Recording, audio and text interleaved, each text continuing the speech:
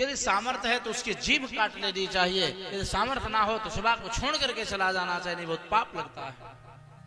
सभा काफी चले गए वहां से। शिव जी के भक्त जो थे नंदीश्वर कुपित हुए।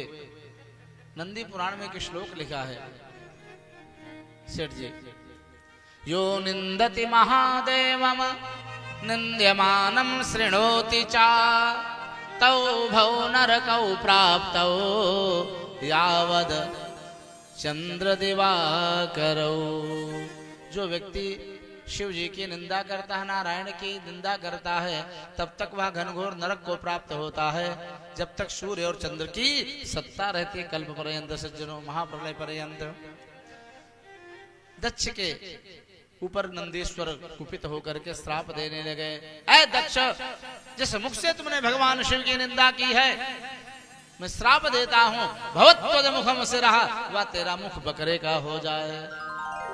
तो जब से तू आया है भै भै भै भै कर रहा है बकरे की तरह, बता जा तेरा मुख बकरे का हो जाए। महर्षि भृगु यज्ञाचार्य थे। भृगु जी ने अपनी दाढ़ी पे हाथ फेरी थी, लंबी लंबी दाढ़ी है।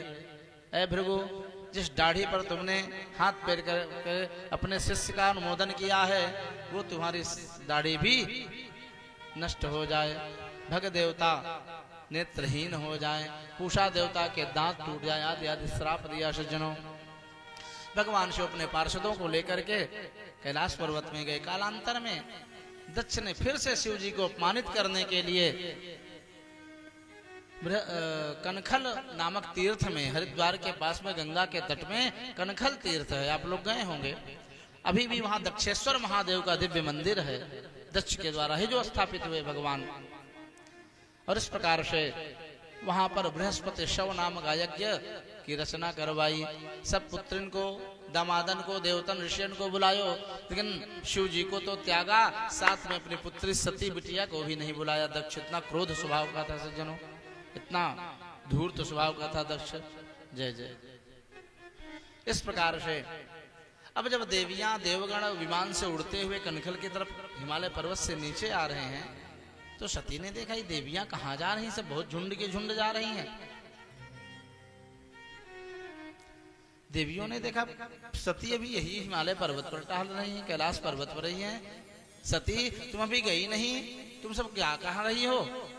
हम जा रहे हैं, तुम्हारे पिता महाराज दक्ष यज्ञ कर रहे हैं, तुम नहीं गई। दुखी हुई सती और कहा तुम चलो, हम पीछे से आए नहीं हैं। शिव जी के पास पहुंची, चरणों में वंदन किया है। हे महादेव, हे नाथ, आपके ससुर महाराज दक्ष यज्ञ कर रहे हैं, हम लोगों को भी वहां चलना चाहिए, बड़ा मान सम्मान होगा। प्रजापतेस्ते श्वशुरस्य सांप्रतम निर्यापितो यज्ञ महोत्सवः किल वयं च तत्राभिसराममामते यद्यर्थितामो विबुधा व्रजन्ति। ये सब देवगण देवियां जा रही हैं, हमको आपको भी वहां चलना चाहिए। शिव जी ने आज बताया, हे देवी, तुम्हारा जो पिता है ना, इतना हमसे द्वेष करता है कि हमारे द्वेष के कारण तुमको भी नहीं बुलाया। जहां पर अपमान होने की आशंका हो वहां पर नहीं जाना चाहिए। यद्यपि कुछ स्थानों पर बिना बुलाए भी जाना चाहिए, जा सकते हैं, परंतु वहां पर यदि कोई द्वेष करता हो तो कभी भी भूल कर नहीं जाना चाहिए। अध्यक्ष जी, कहां कहां? भरतोर गुरोर देह कृतश्च केतनम, अपने स्वामी के पास, पिता के घर, मित्र के पास और गुरु के पास बिना बुलाए भी जाया जा सकता है। लेकिन ते यद्यनुत्पादित दोष दृष्टयो, यदि वहां पर कोई जलने वाला न हो तो ही जाना चाहिए। माता सती को मायके की याद आ रही है, हृदय में कौतूहल हो रहा है। हे नाथ, चलिए हम पिताजी से समझा देंगे, आपसे क्षमा याचना कर लेंगे। नहीं देवी, मैं तो नहीं जाऊंगा। अब सती माता अत्यंत अधीर हो रही हैं। मायका इतना प्यारो लागे, कहो माताओं को मायका बहुत प्यारा लगता है। और यदि कोई पुरुष अपने धर्मपत्नी मायका की छुट्टी मांगे और छुट्टी पतिदेव कैंसिल कर दें, फिर देखो इनका तांडव क्या मचता है भैया, कितना नाराज हो जाएंगे। जो सेवा सत्कार वो सब गड़बड़ होने लगेगी। और ध्यान देना चाहिए, पुरुष वर्ग को भी ध्यान देना चाहिए।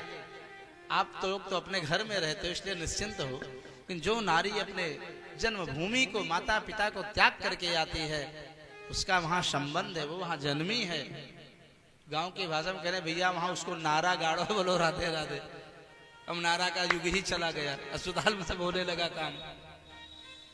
तो इस प्रकार से मायके के लिए माताएं बहुत व्याकुल हो जाती हैं। थोड़ा सा भी कोई उत्सव हो रहा है तुरंत गदगद हो जाती है। अब तो इसी बहाने मायके 2-4 दिन रह के घूम लेंगी और सेठानी जी की बिटिया आएंगे, कितना प्रसन्न है, बोलो राधे राधे।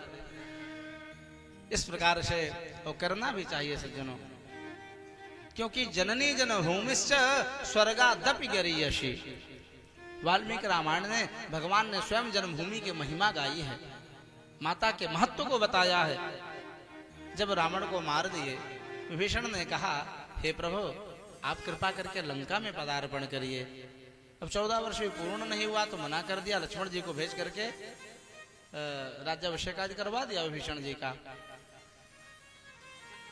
सबने कहा कि प्रभु चल करके आप स्वर्णमयी लंका में थोड़ा पदार्पण करिए, देखा ये कैसा सुंदर लंका है, पूरी है। तो भगवान ने लक्ष्मण जी से कहा वाल्मीकि रामायण में, मपि स्वर्णमयी लंका न में लक्ष्मण रोचते।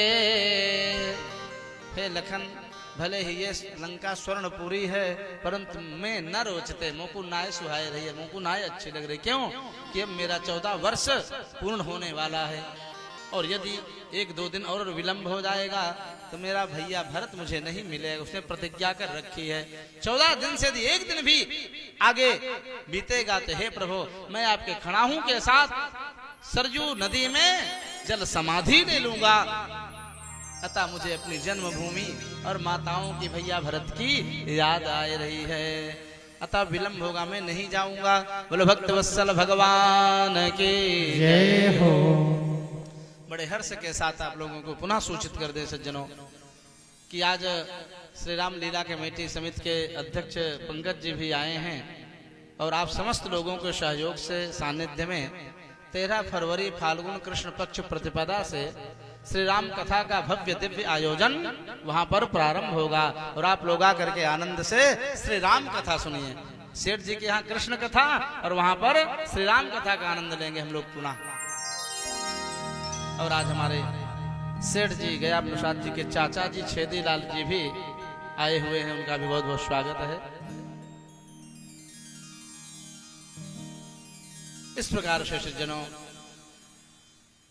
भगवान ने जन्मभूमि की महिमा कही है, तो माताओं को यदि मायके से ज्यादा प्रेम हो तो इसमें पुरुष को जलना नहीं चाहिए।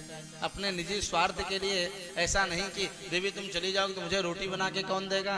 अरे भैया 4-6 दिन के लिए थोड़ा दाल चावल बना के खा लेना, खिचड़ी खा लेना, बोलो राधे राधे। कम से कम देवी थोड़ा 4 दिन मायके तो घूम आए, उनका भी मन प्रसन्न हो जाए। इस प्रकार से आज सज्जनों सती माता व्याकुल हो रही है, भोलेनाथ चलिए हम पिता से समझा देंगे, आपसे क्षमा मांग लेंगे। शिव जी जाने को तैयार न हुए। माता सती अधीर हुई, कहा प्रभु आप जाओ न जाओ, लेकिन मैं तो चली।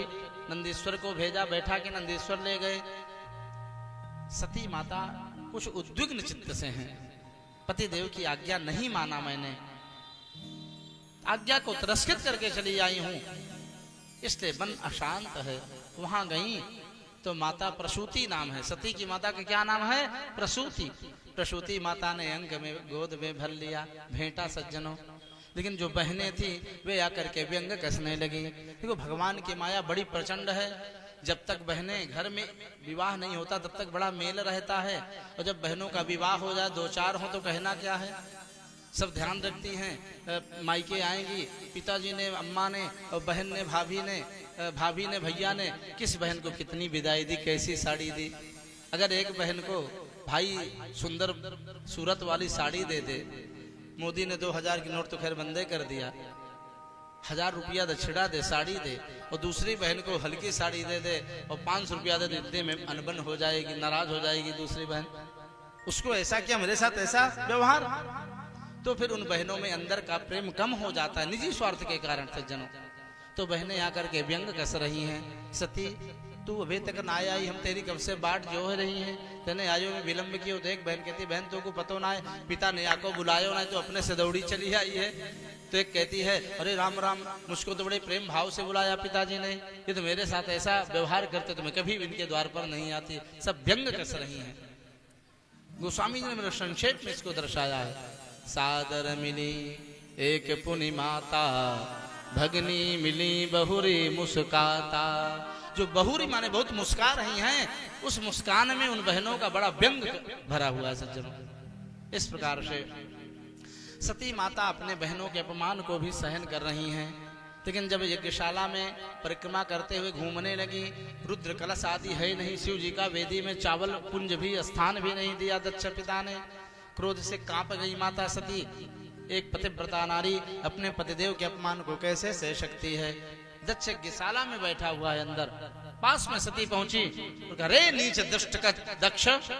कुपित हो गई माता, भद्रकाली के रूप में मानो तांडव करना चाहती, लेकिन अपने क्रोध को शांत कर रही है। रे नीच, तू ही एक ऐसा अधम है इस संसार में। अहो भवान द्वेष्ट शिवम शिवे तरह। जिन भगवान शिव का 2 अक्षर का शिव शिव नाम परम मंगल करने वाला है, अमंगल को दूर करने वाला है। बड़े दुख की बात है कि तुम ही एक ऐसे अधम हो इस जगत में जो भगवान शिव से द्वेष करते हो।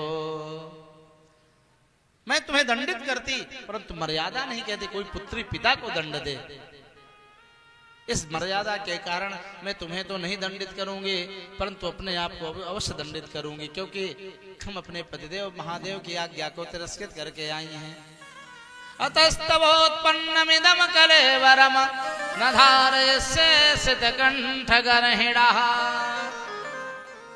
जिस तुम्हारे तन से ये हमारा शरीर उत्पन्न है, इसी तन से तुमने शिव जी का महादेव का अपमान किया है, अतः इस तन को मैं नहीं धारण करूंगी। माता सती पद्मासन लगा के बैठी, अग्नि का स्मरण किया। सद्यः प्रज्ज्वाल समाधि जाग्निना। समाधि की प्रचंड अग्नि प्रकट हुई और धू धू करके सती माता का शरीर कलेवर जल करके राख हो गया। सज्जनों, हाहाकार मच गया। क्योंकि भागवत कल्प के अनुसार ऐसी ही कथा है कि माता सती ने देह में अग्नि लगाई। कल्प भेद से कथाएं कई तरह की हैं। स्कंद पुराण में जब हम वृंदावन में थे तब पढ़ा था, माता सती अग्नि नहीं लगाई हैं। वहां पर माता सती ने स्कंद पुराण के अनुसार अपने देह का त्याग किया है। शरीर माने मर गए, जैसे हम लोग मर जाते हैं, शरीर जीव चला गया, देह मरा बोला, मृतक बोला जाता है, शव बोला जाता है। वैसे माता सती ने देह का त्याग किया। जब शिव जी ने सुना तो अपनी सती को इतना प्रेम करते थे शिव जी, इतने भाव विभोर हो गए कि माता सती के मृत शरीर को अपने कंधे पर लाद करके और आकाश में विचरण होकर के रुदन करने लगे। व्याकुल हो गए शिव जी। देवताओं में त्राही त्राही मच गई। यदि वैरागी परम ज्ञानी शिव जी की ये दशा होगी, मृत पत्नी के शरीर से इतना प्रेम करेंगे तो संसार वालों को कौन ज्ञान देगा। देवताओं की इच्छा पर भगवान विष्णु ने सुदर्शन चक्र के द्वारा सती माता के शरीर का कृंतन किया। सज्जनों, 54 पीठ बन गए। जहां भी आकाश से अंग प्रत्यंग गिरे भारतवर्ष में, वे सब अनेक अनेक प्रकार के सिद्ध पीठ बन गए हैं। प्रयागे ललिता देवी, प्रयाग में ललिता देवी के रूप में सती माता का दिव्य पीठ है। अंगुली गिरी माता की यहाँ